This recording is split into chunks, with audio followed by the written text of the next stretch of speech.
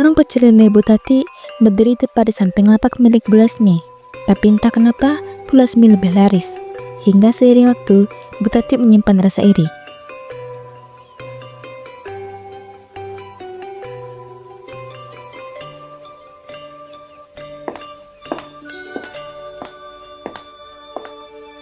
Bu Lasmi, ramai banget ya daganganmu hari ini.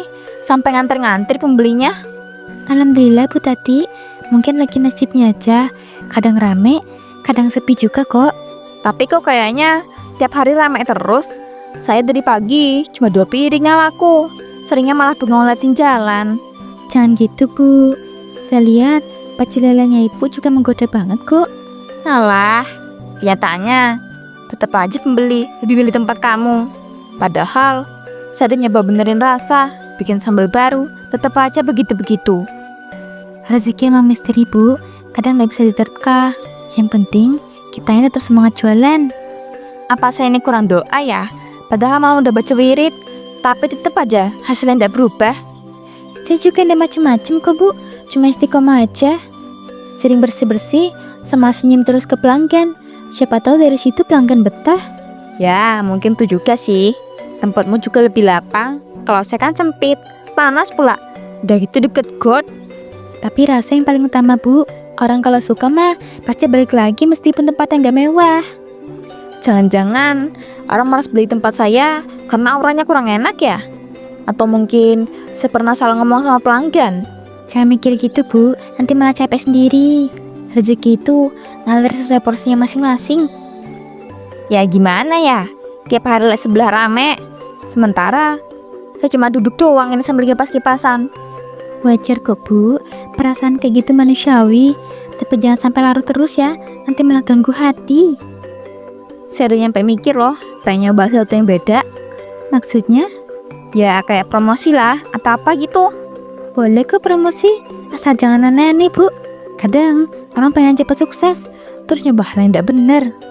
Iya ya, udah sampai segitunya kok. Saya cuma lagi bingung aja ini. Saya paham. Pokoknya kalau pengen cerita, saya siap dengerin kok. Kita nih tetangga, ya harus saling nyemangatin. Makasih Bu Lasmi. Saya jadi agak lega habis ngobrol gini. Sama-sama Bu Tati, jangan terlalu dipikirin ya. Rezeki datang pas waktunya kok. Malam itu, Bu Tati sedang menghitung uang hasil jualan hari itu. Dimas, anak laki-lakinya masih duduk di bangku SMA, keluar dari kamarnya.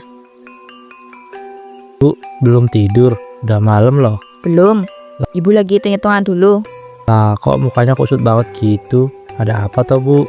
Ibu pusing, Dim. Hari ini dagangan sepi. Sampai malam cuma laku 4 piring. Mana tadi ada yang minta sambal nambah 2 kali, tapi nggak bayar lebih.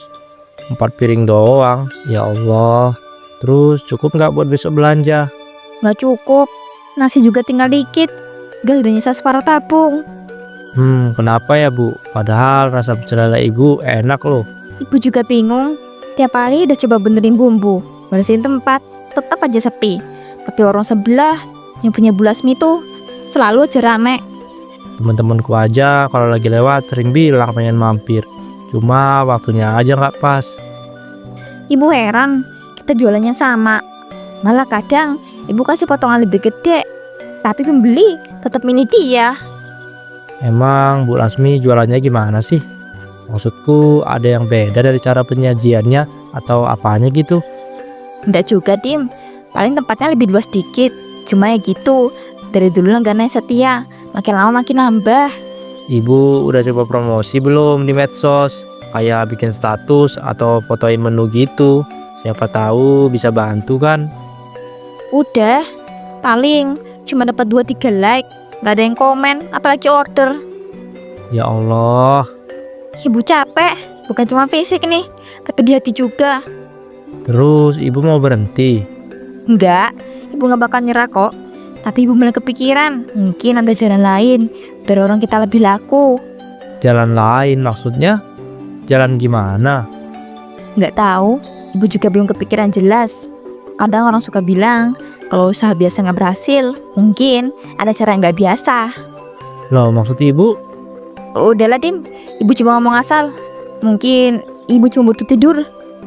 Iya Bu, tapi janji ya jangan nekat macem-macem. Aku nggak mau ada apa-apa sama ibu. Iya Dim ya. Bu cuma capek. Udah sana tidur lagi. Besok sekolah. Iya Bu, semangat ya. Kita pasti bisa cari cara lain. Keesokan paginya, warung pecel lele milik Bu Tati masih tertutup rapat. Bu Lasmi melihat itu. Loh, Bu Tati, tumbenan belum buka jam segini? Ia mendekat ke sana. Bu Tati, Bu Lasmi. kok belum buka? Sakit ya, Bu? Enggak kok Bu, sehat. Cuma hari ini saya nggak jualan dulu. Lah, kok gitu? Ada perlu Bu, mau keluar bentar. Ada yang ngajak ketemuan soal bahan baku. Oh, ketemuan sama orang pasar gitu? Enggak juga. Katanya ini dari peternakan langsung. Katanya sih bisa dapat harga lebih murah. Wah, ya bagus itu, Bu. Bisa ngirit modal, tapi jauh ya tempatnya. Iya lumayan jauh katanya. Harusnya ojek, terus jalan kaki dikit. Nggak ajak Dimas? Enggak lah Bu, Dimas kan sekolah, ya biar saja. Hati-hati ya, Bu. Zaman sekarang kadang suka ada orang nipu. Iya, makanya saya juga mau lala dulu ini. Nah, terus nanti buka warungnya jam berapa? Atau libur seharian? Kayaknya seharian Bu, soalnya tempatnya agak jauh. Nggak keburu balik jualan. Ya ampun, terus pemasukan hari ini kosong ya? Iya, tapi kalau emang nanti cocok sama peternakannya, insya Allah ke depan bisa lebih untung. Betul juga sih, Ibu nih masalah mikir jauh ke depan. Ya gimana Bu, kalau ndak usaha ya begini terus. Saya ikut seneng ya. Kalau Ibu bisa dapat pemasok murah, kita kan sama-sama jualan, ya saling bantu. Iya, makasih ya Bu Lesmi. Kalau ada apa-apa, kabarin aja, saya siap bantu. Gak usah repot-repot Bu, insya Allah bisa sendiri. Jangan sungkan, Bu. Iya, siap-siap. Ya sudah, saya balik ke warung dulu. Semoga perjalanan Bu lancar. Amin, doakan aja ya. Pasti, jangan lupa bawa bekal air putih. Panas sekarang. Wah iya, saya lupa. Tak masukin botol dulu deh.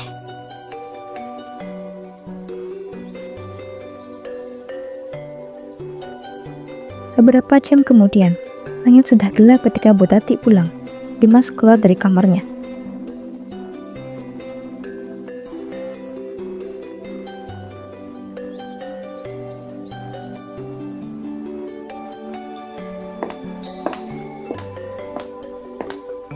Bu, dari mana aja?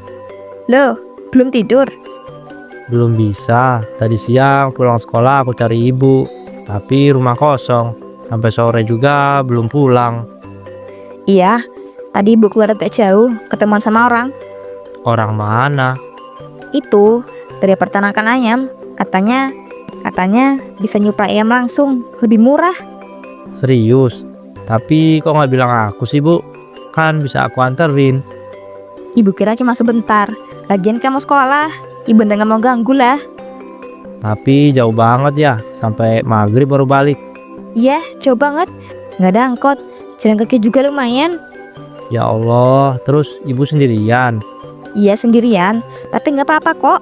Ibu kuat. Tapi muka ibu pucet tuh. Ibu cuma capek kok, panas-panasan, debuan. Terus ketemu sama orangnya beneran? Ketemu, tapi belum ada kepastian. Katanya minggu depan mau dikirimin contoh ayamnya. Ya semoga beneran ya Bu. Tapi hati-hati jangan ketipu. Iya, makanya ibu lihat dulu. Tapi aku khawatir loh. Tadi pas pulang siang rumah sepi. Aku kira ibu kenapa-kenapa. Maaf ya Dim, harusnya ibu bilang. Tapi beneran gak nyangka, gak bakal selama itu. Tapi lain kali bilang dulu ya. Aku gak tenang kalau ibu pergi jauh sendirian. Ya ibu janji. Tapi sempat makan kan? Belum, lapar juga sih, tapi rasanya mual. Ibu kayak orang sakit sumpah. Udah Dim, cuma capek, nanti juga pulih. Ibu masuk angin kali. Aku bikin teh hangat ya. Boleh. Habis minum teh langsung istirahat ya Bu. Ya, kamu juga besok sekolah. Iya. Makasih ya Dim. Ibu beruntung banget punya kamu. Keesokan paginya, pecel lele Bu Tati mendadak sangat ramai. Sementara Bu Lasmi hanya termenung.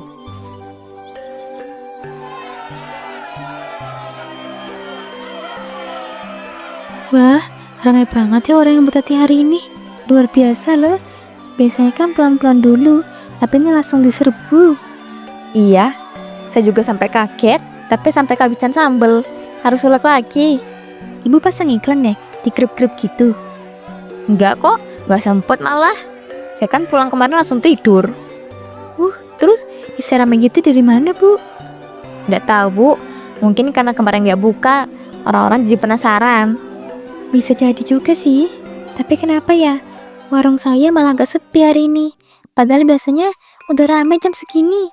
Mungkin pelanggan Ibu lagi pada kerja atau ada acara kali, Bu. Biasa kok naik turun. Iya sih. Saya seneng banget, Bu. Akhirnya bisa ngerasain warung rame. Saya ikut seneng kok. Akhirnya warung ibu dapat rezeki juga. Makasih ya, Bu. Ibu baik banget. Lah, memang harus saling dukung toh. Tapi saya penasaran, ibu kemarin gimana yang ke peternakan itu? Oh, itu belum ada perkembangan lanjut sih. Saya kira ada hubungan. Soalnya perubahannya mendadak banget. Saya juga bingung, Bu. Tapi ya disyukurin aja. Iya bener. Tapi jangan lupa, kalau ramai terus gini, jaga stamina ya. Siap, Bu. Udah saya siapin minuman jahe. Kalau perlu, sebentar lok sambal loh. Waduh, nanti malah pelanggan Ibu nambah sepi. Gak apa-apa, sekali-sekali bantu tetangga, kan bagus.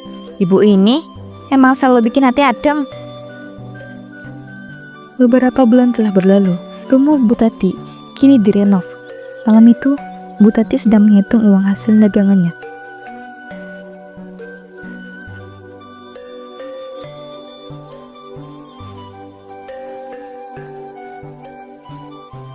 Alhamdulillah, lumayan banget hari ini. 1.200.000. Bu, udah malam kok masih ngitung? Ya Dimas, Ibu seneng aja liatnya. Sekarang jualan kita laris, rumah udah gak bocor. Kamu juga bisa sekolah dengan tenang. Aku juga seneng, Bu. Ibu sekarang gak kayak dulu yang murung terus. Iya dong, Ibu kerja keras buat kita. Semuanya karena doa juga. Aku gak nyangka warung ibu bisa secepat itu suksesnya. Namanya rezeki. Kalau udah waktunya, ya dateng aja. Dulu pelanggan susah datang, sekarang malah rebutan. Udah malam, tidur sana. Besok sekolah kan? Iya, Bu, aku ke dapur dulu ya, mau minum. Saat akan ke dapur, tiba-tiba terdengar suara benda jatuh. Bu, Itu apa barusan? nggak tahu. Mungkin tikus? Aku lihat ke dapur ya. Gak usah, langsung tidur aja, Dim. Ibu yang cek ya. Lagian, kamu harus bangun pagi. Tapi Nggak ada tapi. Masuk sana. Ibu bilang ibu yang urus. Dimas, meski masih penasaran, akhirnya masuk ke kamarnya. Astagfirullah, di lantai dapur tampak pecahan mangkok yang belum pernah ia lihat sebelumnya. Aku nggak punya mangkok ini. Siapa yang naruh? Atau Bu Tati tahu persis, ini bukan ulah manusia biasa. kamu datang lagi ya? Padahal belum waktunya. Bukannya bulan depan.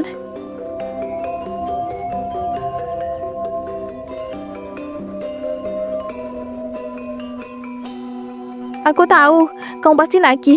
Sabar dulu ya. Sekarang mulai susah cari tumbalnya. Ayam hitam udah habis semua. Aku udah nyuri dari semua rumah. Kampung ini nggak punya ayam hitam lagi. Aduh, apa harus manusia ya? Tapi siapa? Anak jalanan, tukang rongsok. Tapi gimana caranya?